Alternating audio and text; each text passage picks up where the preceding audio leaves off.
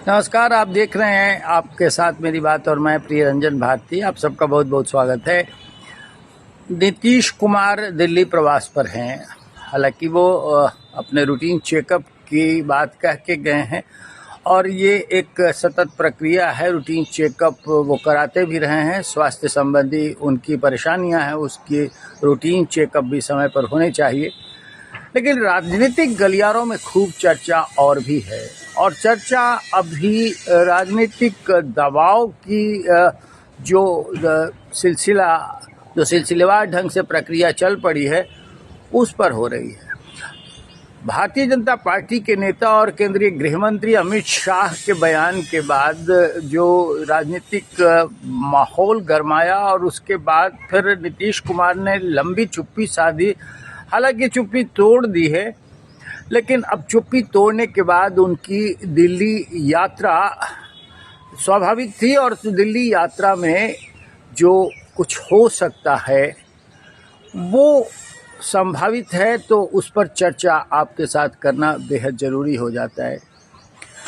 अब इसको देख करके विधानसभा चुनाव की तैयारियों में जिस तरह से भारतीय जनता पार्टी और उसके सहयोगी दल समेत सारी पार्टियां जुट गई हैं, उसमें अब ये एक औपचारिक बातचीत का दौर शुरू होने वाला है। लेकिन औपचारिक बातचीत के पहले दबाव की राजनीति हुआ करती है, और ये दबाव की राजनीति सिर्फ बिहार में नहीं बल्कि सभी प्रांतों में और राष्ट्रीय स्तर पर भी होती है। गठबंधन के सहयोगी दलों के बीच दबाव का फार्मूला बनता है और दबाव बना करके ही ज़्यादा सीटें झटकने के लिए ये करतब किए जाते हैं। हमेशा से ये चलता आ रहा है, लेकिन नीतीश कुमार का कोई सानी नहीं है। नीतीश कुमार इसमें अद्भुत है, वे जोड़ है और दबाव बनाने के लिए ही वो जाने जाते रहे हैं। उनकी अल्टा पलटी भी जो कुछ हुई है वो दबाव की राजनीति का ही हिस्सा रहा है। अभी तो बीजेपी ने 2 कदम आगे चल के पहले एक दबाव बनाया, एक प्रेशर पॉलिटिक्स की शुरुआत कर दी।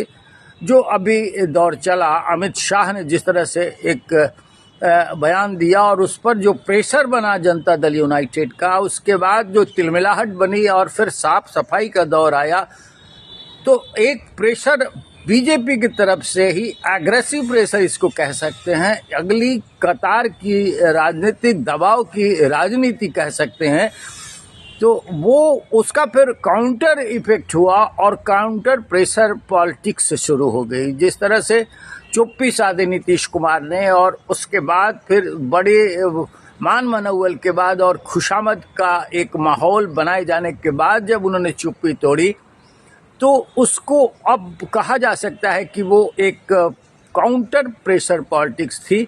और काउंटर प्रेशर पॉलिटिक्स के बाद अब जो परिस्थितियां बनी हैं वो समानता की बनती हुई दिख रही है। नीतीश कुमार अब दबाव बनाने के लिए जब जाने जाते रहे हैं, तो फिर वो दबाव झेल करके और फिर दबाव जब उन्होंने बनाया, तो अब बातचीत के दौर शुरू होने पर वो फिर उस दबाव की मुद्रा में बने रहेंगे। और दबाव क्या है? दबाव ये है कि जनता दल यूनाइटेड को बीजेपी कम सीटें देना चाहती है, तो कम सीटें ये नहीं लेंगे, ये उतनी ही लेंगे जितनी बीजेपी को मिलती हैं और जितने बीजेपी अपने खाते में रखनी चाहती है। ये है दबाव, ये है प्रेशर पॉलिटिक्स, और ये काउंटर प्रेशर पॉलिटिक्स कहा जाता है। तो अब इनके दिल्ली प्रवास के साथ साथ जो चिकित्सीय रूटीन चेकअप है, उसके अलावा इन मुद्दों पर अगर बातचीत का सिलसिला शुरू हो सकता है तो वो शुरुआती दौर में ही होगा। लेकिन फिर जनता दल यूनाइटेड अपनी स्थिति साफ करने में सहायक महसूस करेगा।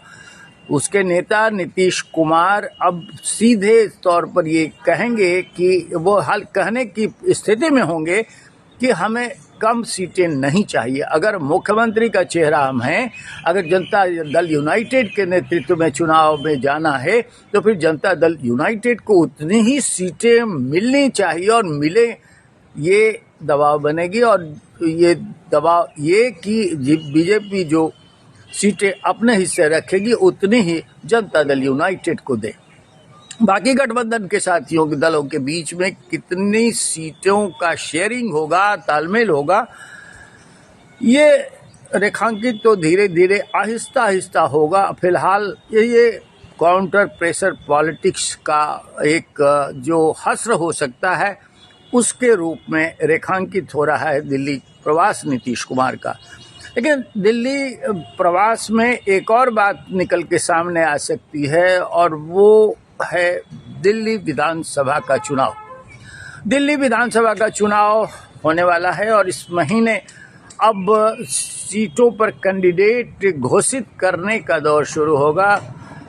भारतीय जनता पार्टी इस बार आम आदमी पार्टी को कड़ी शिकस्त देने की तैयारियों में है और ये आम आदमी पार्टी के लिए मुश्किल बड़ा भी काम होगा।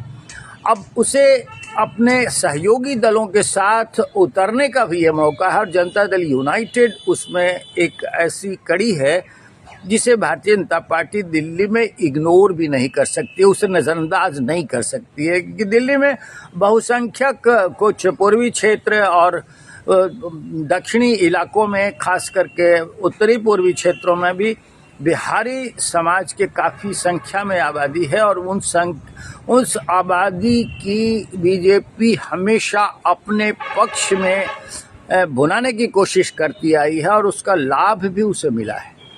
मनोज तिवारी जैसे सांसद, रवि किशन जैसे लोग वहां अपना प्रभाव बनाए हुए हैं और उन बिहारियों के कारण ही बनाए हुए हैं।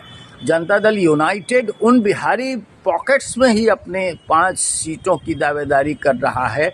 उन्होंने 5 सीटों का लक्ष्य बना करके सीटों की सूची भारतीय जनता पार्टी कमान, आला कमान को सौंप रखी है। अब ये प्रवास जो नीतीश कुमार का दिल्ली का है उसमें वो दिल्ली विधानसभा की इन 5 सीटों पर समझौता यानी तालमेल करने को अंतिम रूप दे सकते हैं, निर्णायक दौर में ये पहुंचा सकते हैं कि ये 5 सीटें।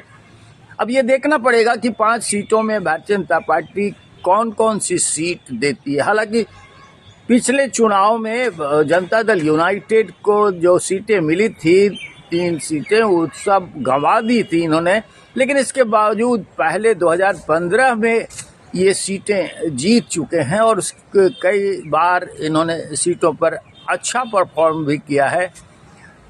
अब समीकरण बदले हैं, नीतीश कुमार का चेहरा भी अब पहले जैसा नहीं है, ज़्यादा परिपक्व है।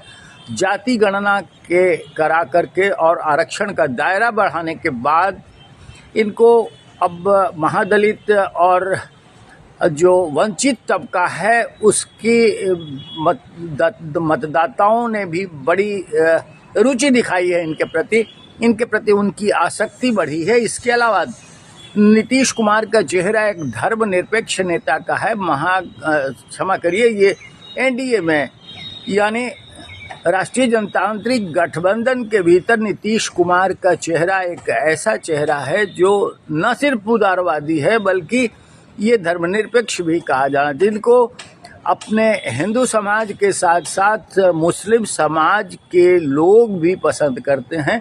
ये अलग बात है कि मुस्लिम मानस इन्हें बहुत ज़्यादा वोट देने के पक्ष में नहीं उतरता, लेकिन ऐसा नहीं है कि एकदम से मुस्लिम जो आबादी है इनके पक्ष में नहीं आती है। कई उदाहरण इसके हैं कि मुसलमानों के वोट भी जनता दल यूनाइटेड को भले ही कम प्रतिशत में हो लेकिन वो मिलते रहे हैं।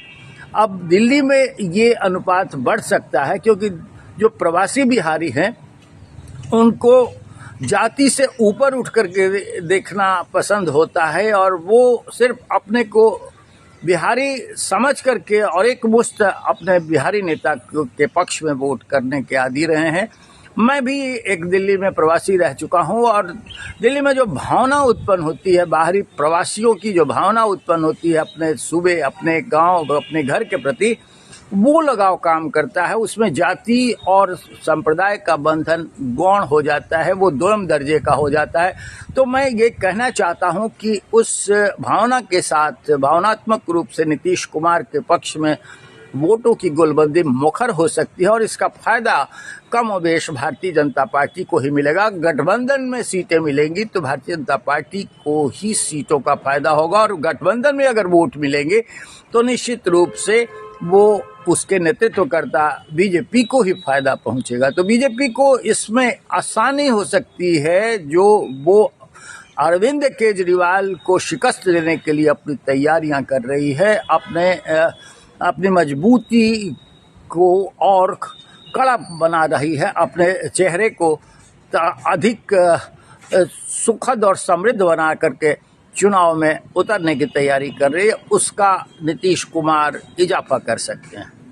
नीतीश कुमार के साथ रहने से न सिर्फ इतना ही फायदा होगा, बल्कि एक मजबूत साथी होने का फायदा भी मिल सकता है।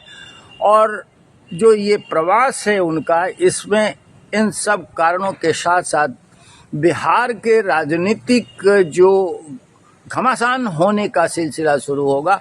आने वाले समय में जो चुनाव की तैयारियां हैं और सीट शेयरिंग का फार्मूला तय होने वाला है, उस दिशा में भी शुरुआत संभव हो सकती है। अब देखना महत्वपूर्ण होगा कि रूटीन चेकअप के अलावा ये सब बातें जो आपके साथ मैं साझा कर रहा हूं, वो रेखांकित होती है या फिर सिर्फ रूटीन चेकअप होकर रह जाता है। लेकिन ये मुद्दा है और इन मुद्दों पर माहौल बना हुआ है, माहौल के साथ साथ बातचीत भी होती है, आगे बढ़ती है। आज के अंक में बस इतना ही, और फिर हम आपसे निवेदन करेंगे कि अपनी प्रतिक्रिया हमारे वीडियो पर ज़रूर दें और कमेंट बॉक्स में जा कर के अपनी राय लिखें।